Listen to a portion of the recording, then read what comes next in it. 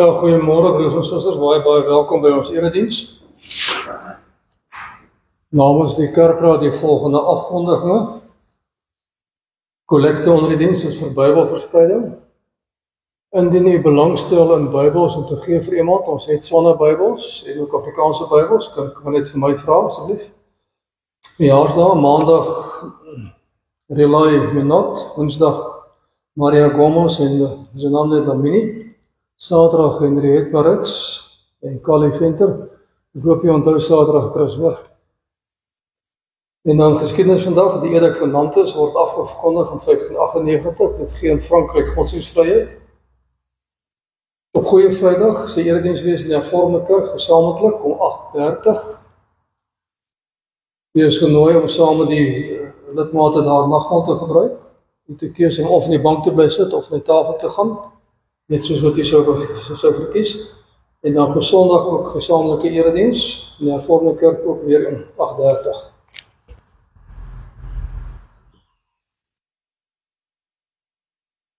Kom ons sing lied 159 vers 1.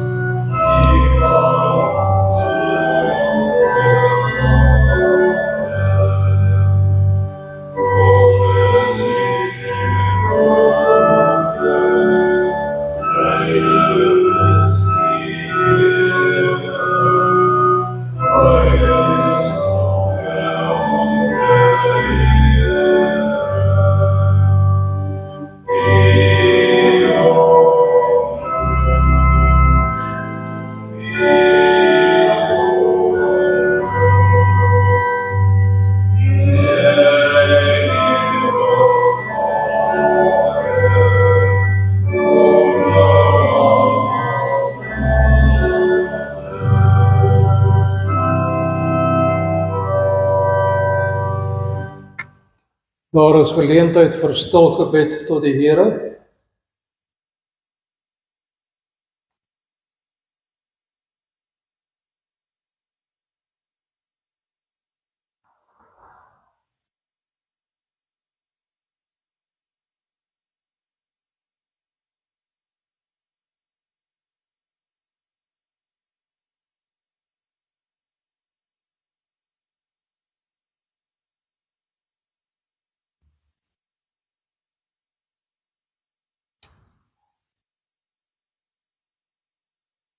Kom ons sing lied 155 vers 1 en vers 2.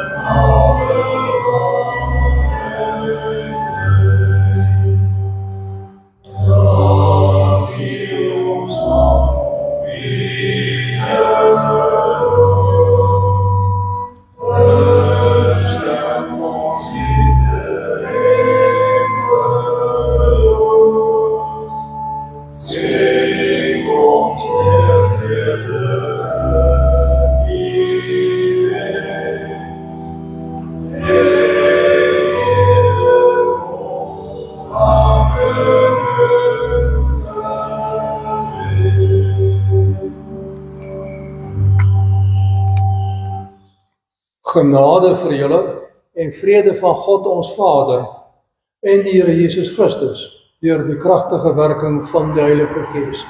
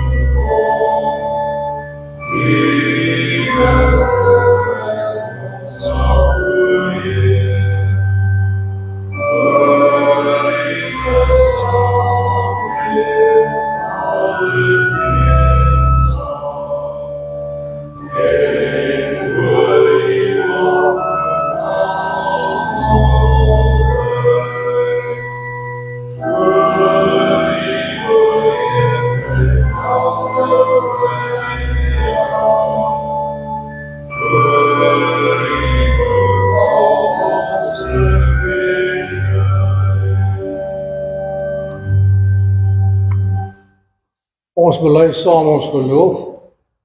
Ek glo in God die Vader, die Almagtige, die Skepper van die hemel en die aarde, en in Jesus Christus se eniggebore Seun, ons Here, wat ontvang is van die Heilige Gees, gebore uit die Maagd Maria, wat gelei het onder Pontius Pilatus gekruisig is, gesterf het en begrawe is. Hy het die lyding van die hel ondergaan. Hy het op die derde dag opgestaan uit die dood, opgevaar na die hemel en sit aan die regterhand van God, die Almagtige Vader, waar hy sal kom om die lewendes en die dooies te oordeel.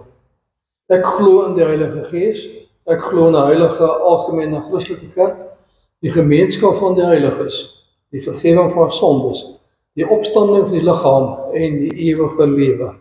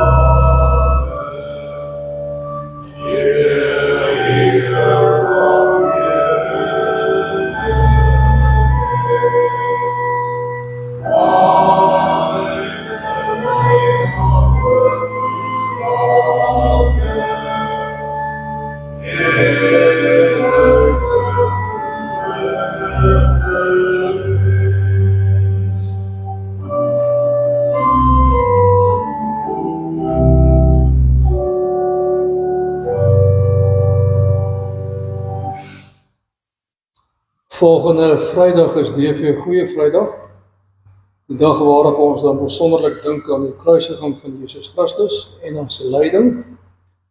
Kom ons lees wat die katekismus vir ons leer daaromtrent. Wat verstaan jy onder die woordjie gelei?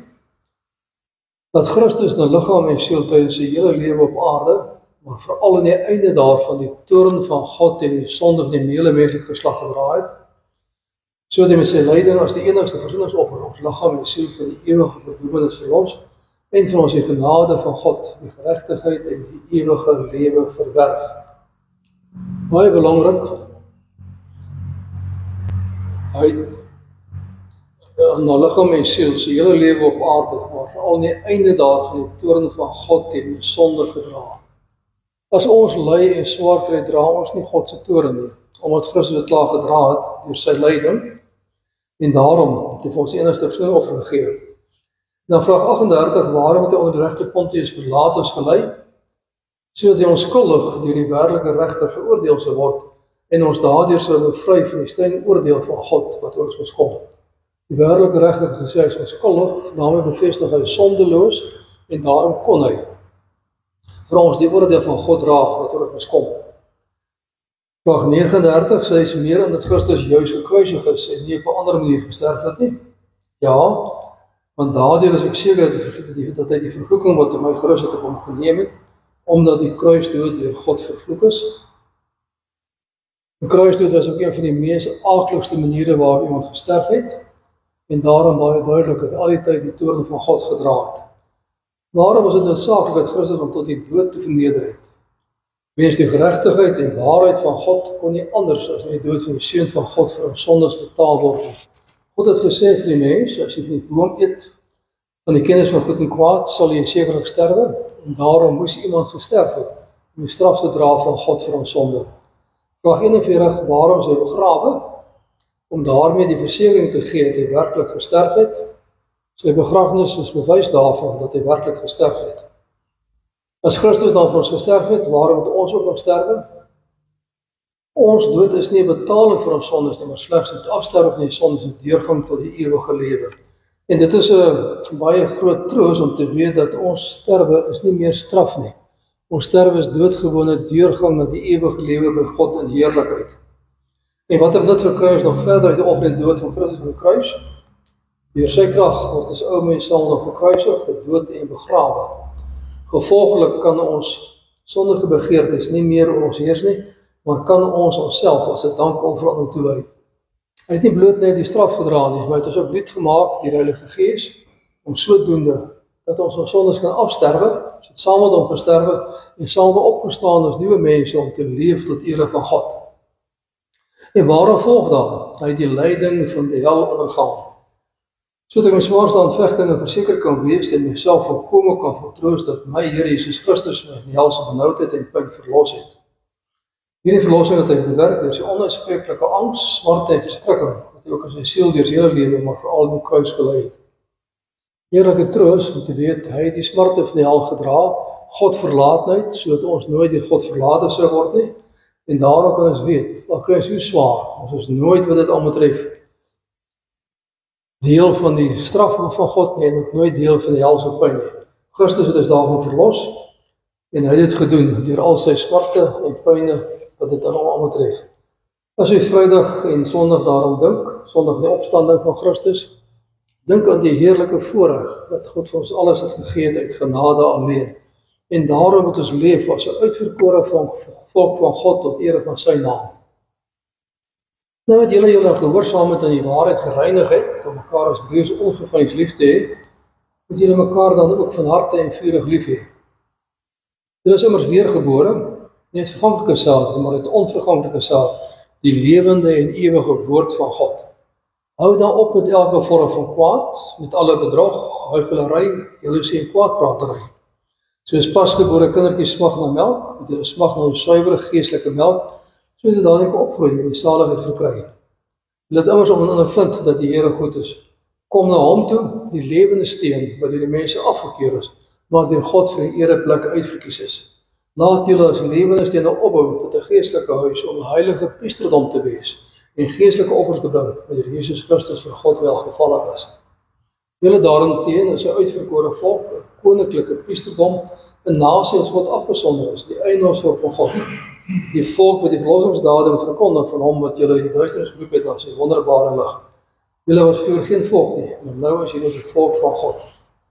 Geliefdes, in die wêreld is julle vreemdelinge en bywoners.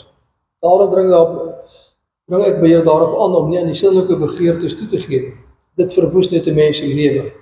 Gedra julle altyd goed onder die heidene, sodat, al praat hulle kwaad van julle, asof julle misdadigers is, waar julle voorbeeldige lewe kan sien en God kan verheerlik op die dag van afrekening. Omdat die Here dit wil, het julle ontwerp met elke menslike owerheid, dat die keiser as hoogste gesag is, en die gouverneurs as volmagtig is, dat die wat kwaad doen moet straf, dat die wat goed doen moet prys. Dis die wil van God dat julle goed te doen, 'n einde sal maak aan die kwaad wat mense sonder begrip uit onkunde praat. Julle moet alle mense respekteer en julle medegelowiges lief hê. Vrees God, eer die keiser. Ten slotte, wees almal eensgesind, medelydend, liefdevol, goedhartig en nederig. Moenie kwaad met kwaad vergeld of belediging met belediging nie. Inteendeel, antwoord met 'n seënwens, want daartoe is julle geroep, sodat jy die seën van God kan verkry. Ons sing Psalm 19 vers 4, daarna bid ons saam en dan sing ons vers 7.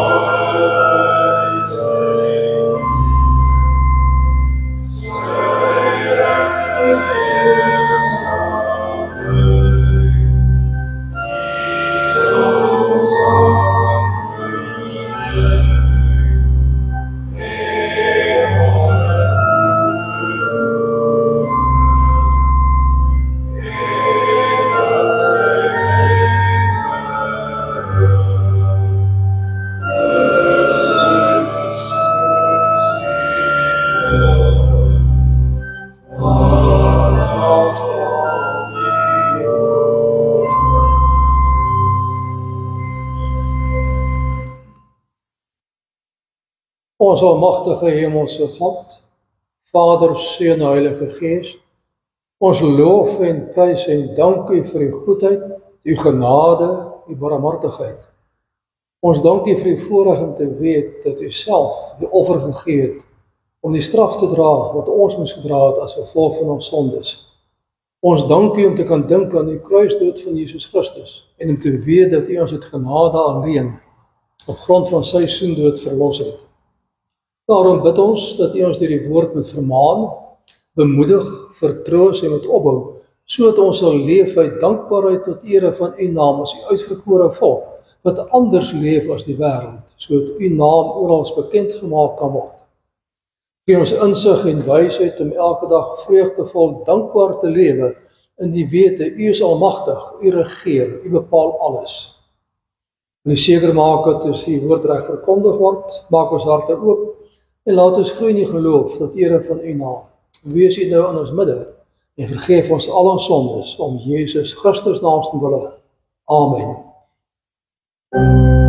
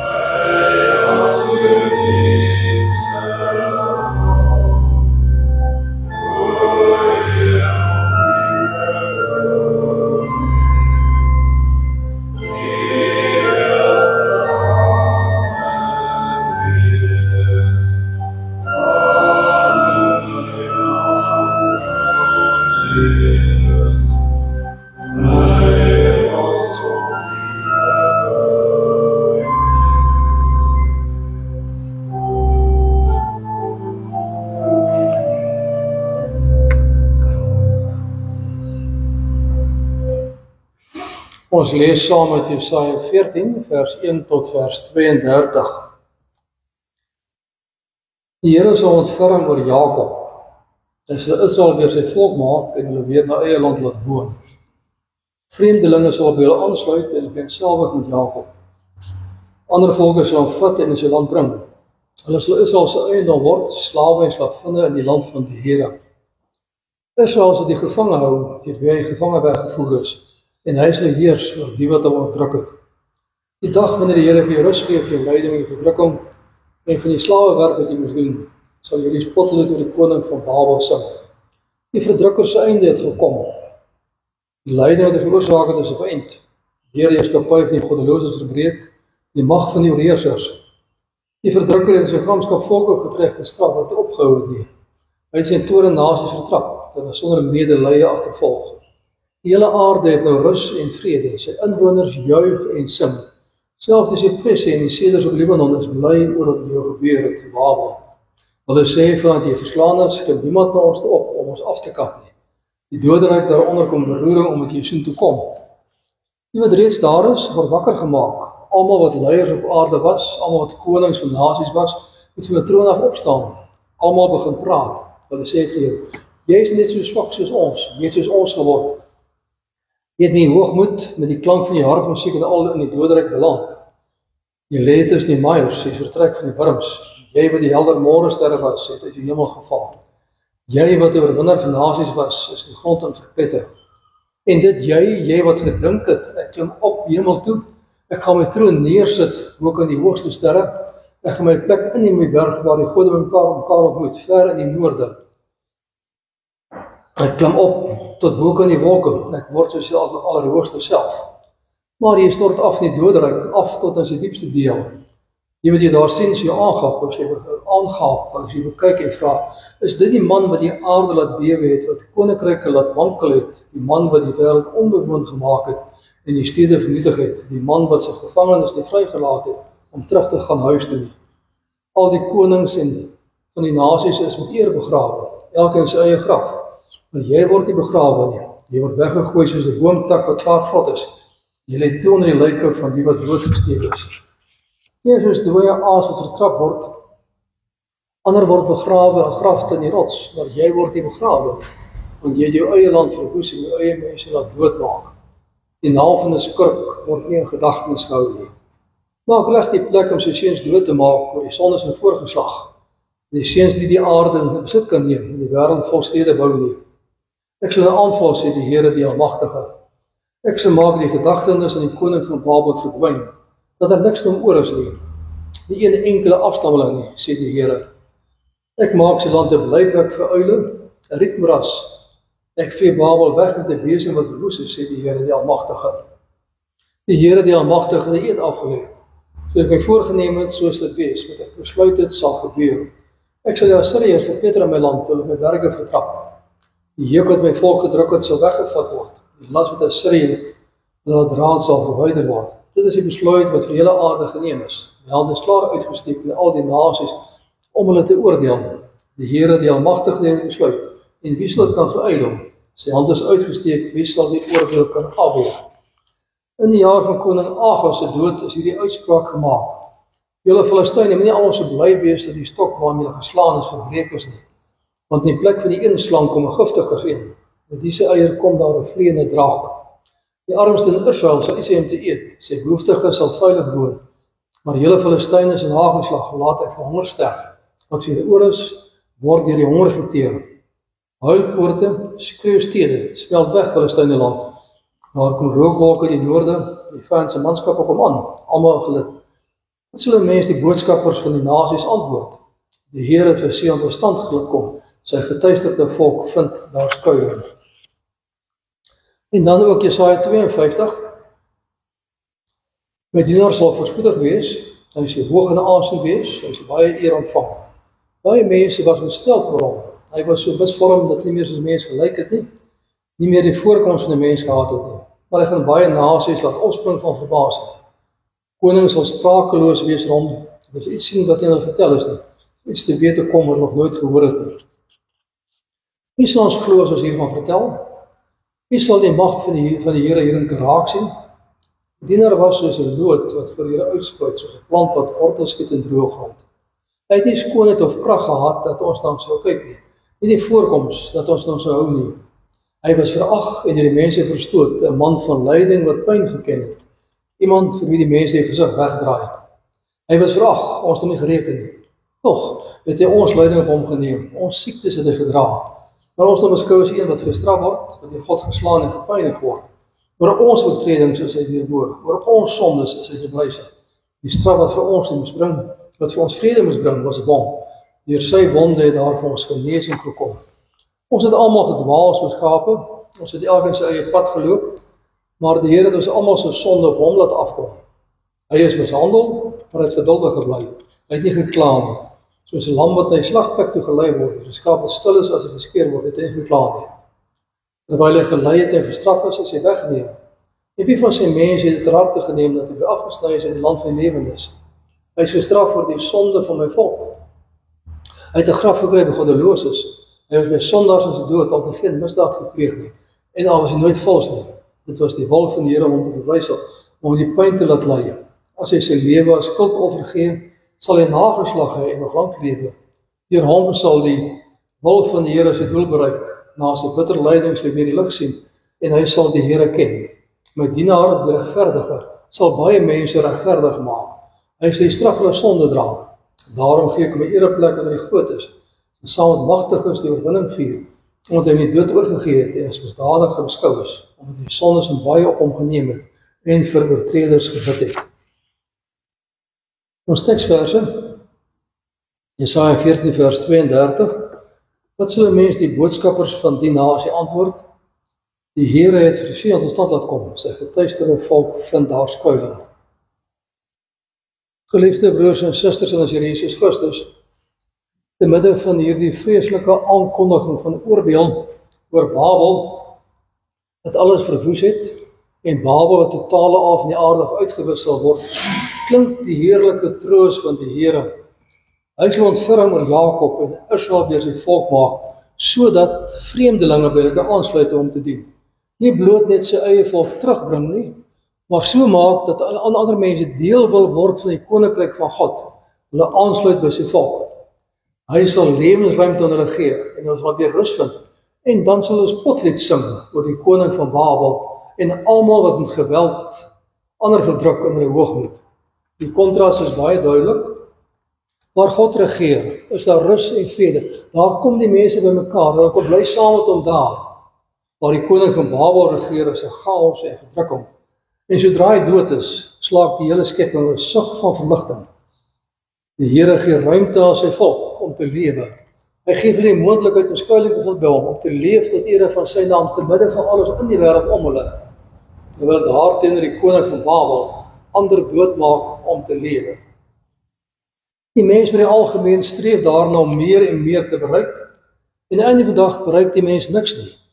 Hy probeer meer bereik, maar eintlik bereik hy niks nie, behalwe die val tot die doodryk.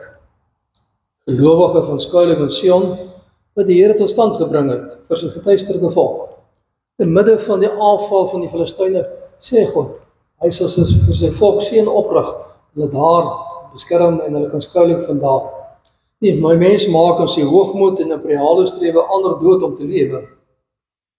Jesaja 52:53, maar die knegt van die Here sterwe, sodat ander kan lewe. Kontras, mense maak dood om te dink hulle kan lewe. Christus sterf, sodat ander mense kan lewe. Die Joodse raad het Christus gekruisig om te bly lewe, Johannes 11 vers 49 of 50. Christus het gesterwe, sodat ander kan lewe. En dis die kern van Paasfees, dat die mens verlos word van sy sonde deur die lyding en sterwe van die knegt van die Here. Gebruik hierdie lewe wat hy jou gee, om 'n ander ruimte te gee, om ook skuiling by hom te vind. Jesaja 53, wie sal ons glo as ons daarvan vertel? En wie sal die mag van die Here hier raak sien? Die wêreld glo, mag is geweld, verdruk, verwoes ander mense. God sê nee, deur lyding is die mag. Net God en diegene aan wie hy bekend gemaak het, kan sien dat sy wonde genesing vir ons bring, kan sien dat daar deur lyding heen verlossing kan kom. Net hy kan deur lyding heen 'n nuwe lewe gee. By die hoofstuk 14 en hoofstuk 53 praat van iemand wat sterwe. Die hoogmoedige mens sterf, en sy strewe om sterre te wees saam met die gode, kom tot 'n bed vol maaiers in die doderyk. Totale al kom het tot niks nie. Hy probeer groot wees, kan ek niks bereik nie. Die knegt van die Here gee vrywillig sy lewe om die straf te dra wat vir ons die vrede bring. Een sterf om die wou hoog wees, die ander sterf dan bereidwilliglik, sodat ander mense kan leef tot ere van God. Die koning van Babel spog oor sy mag, straf en verdruk mense, en sterf, en dan spot die mense om in die doderyk, terwyl die lydende knegt die straf dra, sodat ons kan vrede ry. Dit heb 'n kontras teenoor die lied wat gesing word deur die koning van Babel, en die lied wat gesing word deur Christus. Hy is verhoog tot in die hoogste hemele, hy sit die regterhand van die Vader. Hy word verhoog tot in die regterhand van die Vader, almagtige God, vanwaar hy alles kan regeer. Reeds in die aankondiging van die oordeel oor Babel, wat symbool is vir alle menslike mag wat verdruk. Babel word dan symbool van alle menslike mag wat ander mense verdruk, vir alle groot ryke en wat kom en wat mense uitdruk en vermoor. Hulle hoor dat die mense God anders doen, en dit uit genade alleen. Die mens wil met geweld red, God red uit genade alleen. Die profesie leer dat hoogmoed en mag niks bereik nie, behalwe die eerlose dood van die imperialis, sonder begrafnis vir al die rykdom en weelde wat deel was van ons lewe, tot niks kom. En die wat reeds dood is, ons sê, jy het net so swak soos ons geword, jy wat so magtig was, is nou absoluut niks meer nie, omdat jy saam met ons in die doderyk is. Al het jy gedink, jy is ander morgensterre, en al het jy weer opklim tot die gode, einde van die dag kom dit tot absoluut niks, en is daar niks van jou oor nie. Kyk waar die geval het tot die onder. En dan die dood maak allemaal gelyk, ongeag jou status en rykdom in hierdie lewe. Die verganklikheid en die hoogmoed van die mens word uitgebeeld deur hierdie spotlied oor die koning van Babel wat dood is. Daarteenoor staan die ewigheid van God wat skuiling bied vir sy gekluisterde volk, en ook die knegt voorsien die sy wonde genesing bring. God voorsien die knegt wat gaan sterwe, so daar vir ons wonde genesing kan kom. Dit verkondig aan die een kant die oordeel van die heilige van Israel, die heilige God, oor die hoogmoed, eie geregtigheid en selfvoldaanheid van mense in hierdie wêreld. Die mense wat ander onderdruk en net vir homself hulle lewensruimte soek, sterf. En daar's niks oor vir alles wat hy in mekaar gemaak het nie. Hy kom die doderyk aan wat gedink dat hy gaan opklim tot bo in die wolke. En bo in die wolke saam die gode vergader en self verhef tot 'n God. En daarop val hy tot in doderyk toe. En dis die kern van die sonde van die begin af. Die mens wil soos God wees, die mens wil God se plek inneem en alles doen soos hy wil, in plaas daarvan om gehoorsaam te leef, 'n gemeenskap met die Here. Dit alles sal tot einde kom in die doderyk, waar die hoeveelheid besittings wat jy gehad het, nie meer saak maak nie. Almal in die doderyk is gelyk en besittings is waardeloos daar. In hierdie hoofstuk sien mense ook die bekommernis van die Here oor die aarde, oor sy eie skepping wat hy gemaak het. En hy die mens geskep om 'n gemeenskap rondom die aarde te bewerk en te bewaak. Na die val van die koning is daar 'n sug van verligting, omdat die geweldenaar nou dood is, en nou kon die aarde weer 'n slag rus. Maar hy gegaan het, die doodgemaak, uitgeroei en homself verryk, en die hulpbronne van die aarde misbruik. Hierdie lied gaan ook daarteen dat die aarde nie mag misbruik word nie.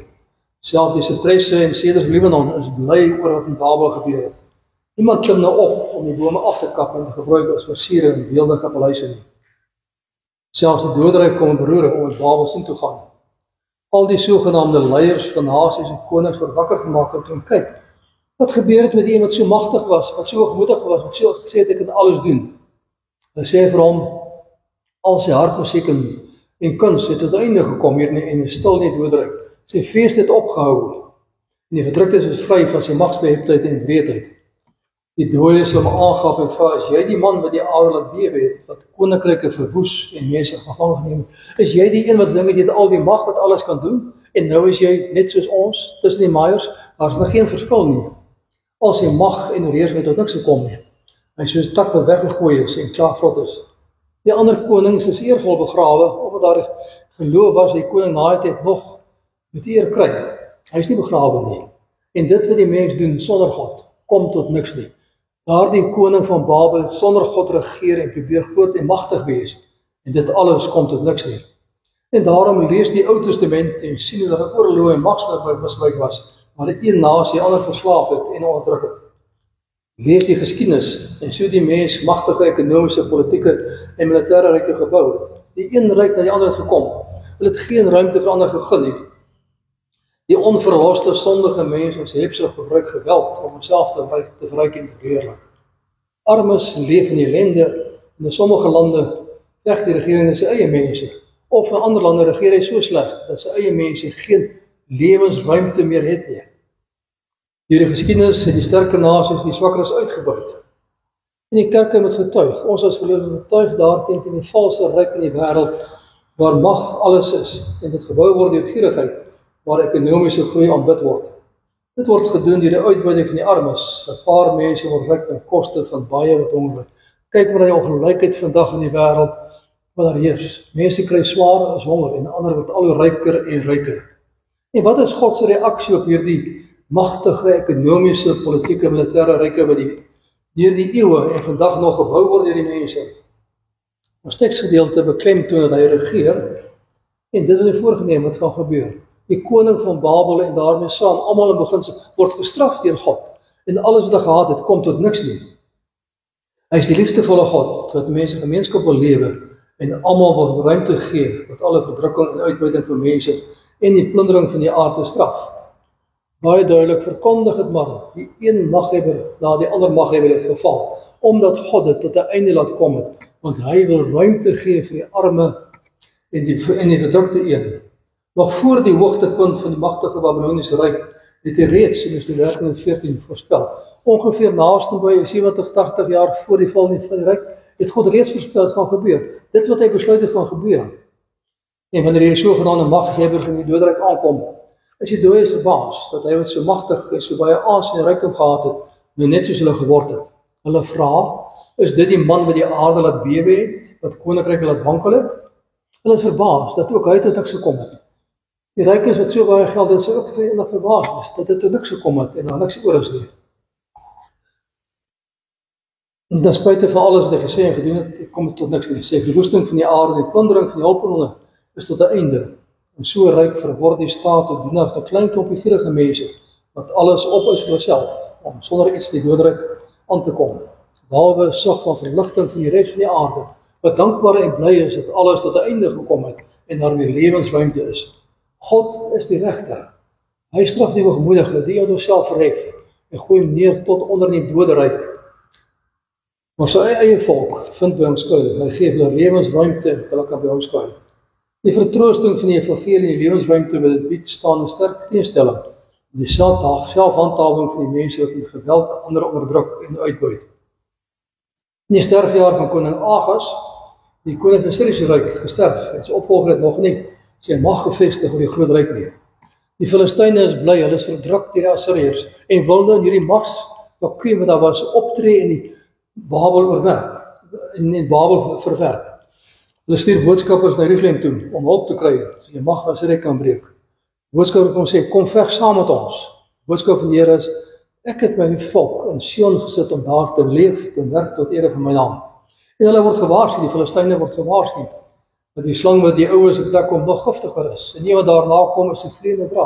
Symbolies van die een magtige een is, die volgende een sterker en slegter en doen meer doen. Die een wat die koning van Syrië opvolg is nog erger as die een wat dood is. Die antwoord van die Here is baie duidelik. As een mens die mag met die ander wil oorneem om 'n wêreldheerser te word, sal hy ook met nog erger straf gestraf word en van honger te sterf. Die Filistyne probeer dit. God sê, julle sal van honger te sterf en glad nie magtig word nie. Daarteenoor vind God se volk skuiling by hom. God veroordeel te alle tye alle imperiale strewes na mag en na grootheid. Hy het die mens na sy beeld geskep en hom geroep om 'n vryheid en verantwoordelikheid koninklik te regeer oor die skepping. Dis wat God se bedoeling was die begin van die skepping. En daarom stuur hy sy knegg om dit weer te herstel dat die mens weer kan leef in gemeenskap met hom.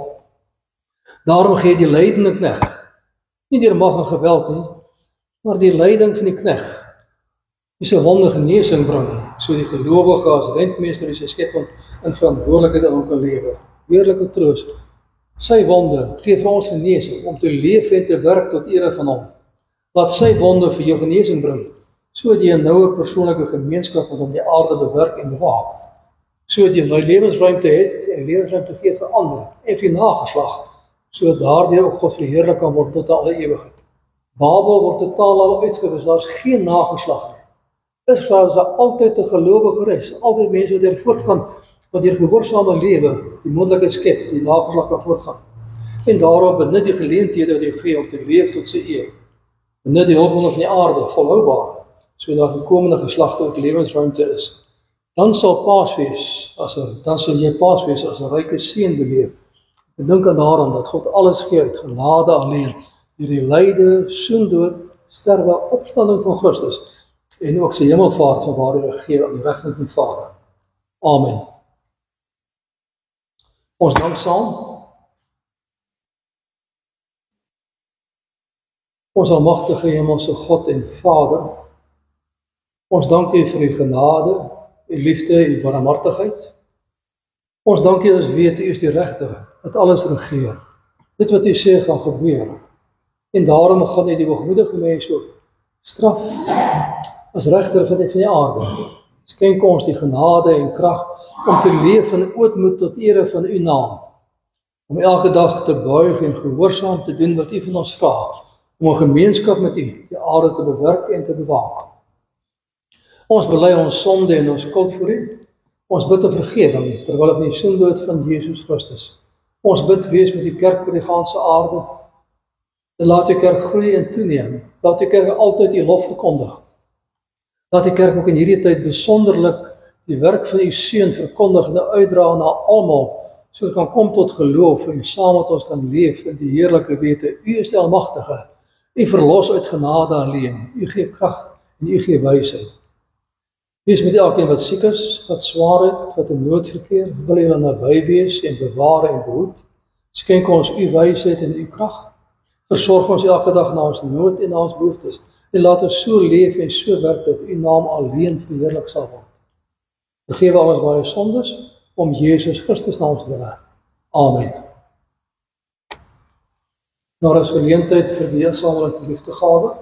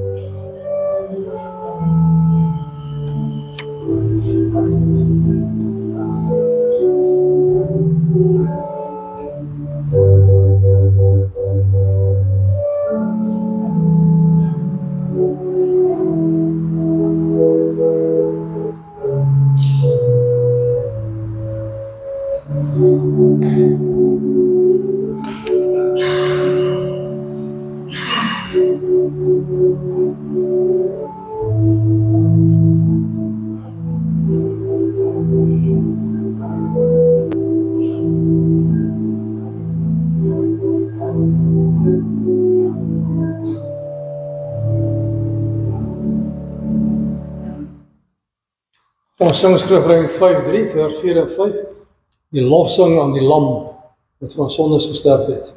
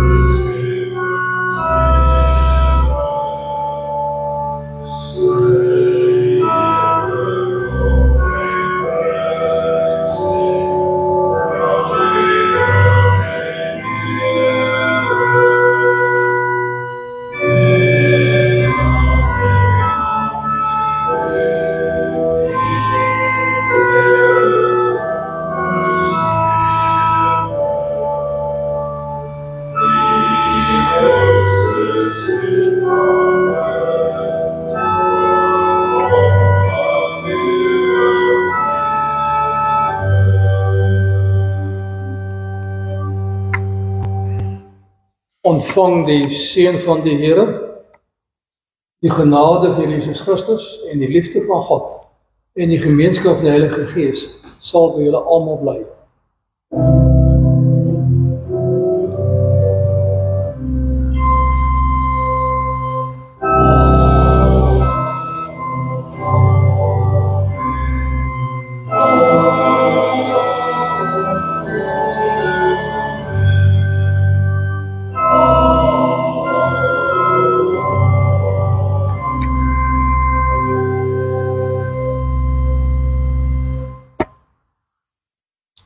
Baie dankie broers en susters, net 2 opmerkings nog. Ons sê baie sterkte aan Fanie Swanepoel, want sy vingers se litte word in hierdie week vervang. En ook baie sterkte aan Marinda de Bruin. Sy moet weer 'n oogoperasie ondergaan as gevolg van 'n kwaadaardige Woensdag. Dankie.